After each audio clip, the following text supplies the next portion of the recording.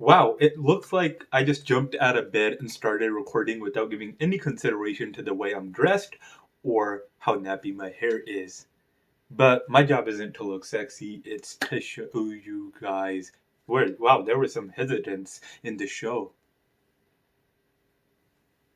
Hi guys and welcome back to another video, and today I'm going to be comparing these two lovely durable devices and going to be gauging which one is the better option for a budget device in 2021. So without further ado, let's dive right in. We can't present both of them at the same time, so we can. Let's try that.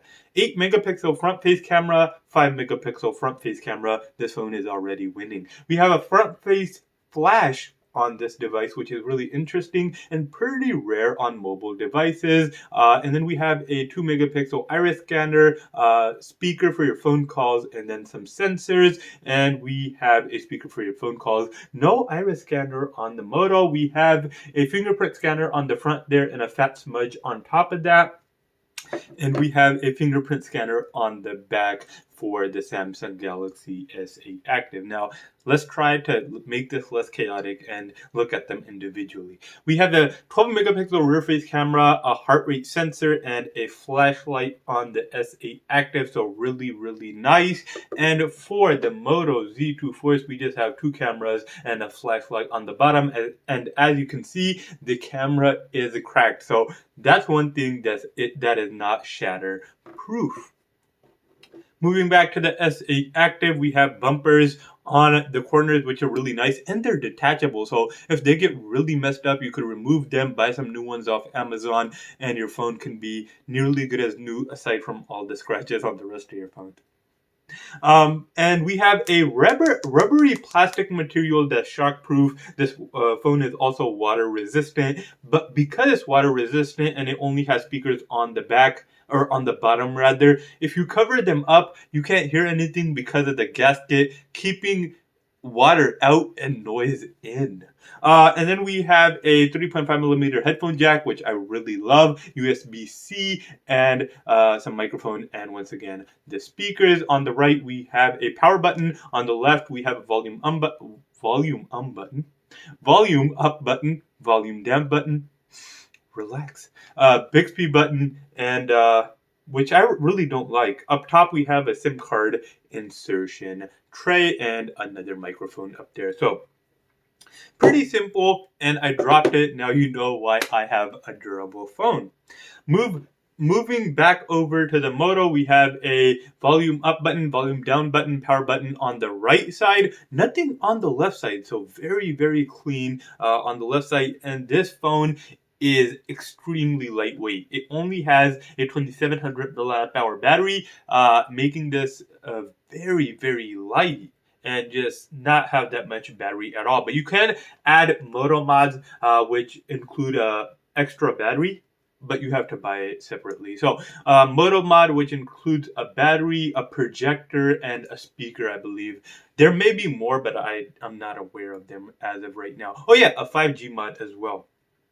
For the top of this phone, we have a microphone and SIM card insertion tray, and yeah, that's about it.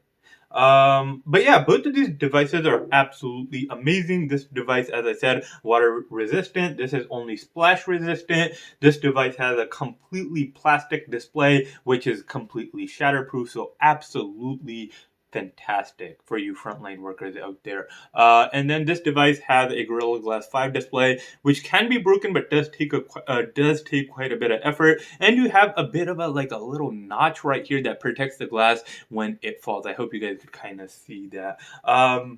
So yeah. This is completely unbreakable or unshatterable, and this is more waterproof, more shockproof. Since this has an aluminum skeleton, you will get a lot more scuffing and stuff like that on it, as opposed to this one. Since this is rubber, it just absorbs much more shock than this one would. This one has a 4000 milliamp hour battery, so it lasts you all day. We're capable of recording 4K at 30 frames per second, so does this one, but this one has only a 1080p recording for front face. This one has a 1440. But which device is worth it? You can get this one for roughly $100 on eBay, so it's extremely budget. And it has a Snapdragon 835 and 4 gigabytes of RAM. So if you're not playing high-end gaming on this, it will still last you amazingly and will do 95% of 95% of everything you need it to do. So does this one. We have an 835 and we have 4 gigabytes of RAM once again, 64 gigabytes of storage, 64 gigabytes of storage. So when it comes to specs, they're pretty much identical, but this phone has a bigger battery, we have water resistance, and we have a much better front face camera. But this device is completely shatterproof, obviously not the camera, and you can add Moto mods, but those will cost you extra. So which phone is better? Honestly, either one is an amazing purchase. As I said, $100 for this one, $150 on eBay for this one in really good condition. So, which one would I buy if I had a choice? Honestly, I'd go for the Samsung Galaxy S8 Active. And the reason for that is, even though it is a bit more pricey, we have a much bigger battery that I really appreciate and that most people would appreciate.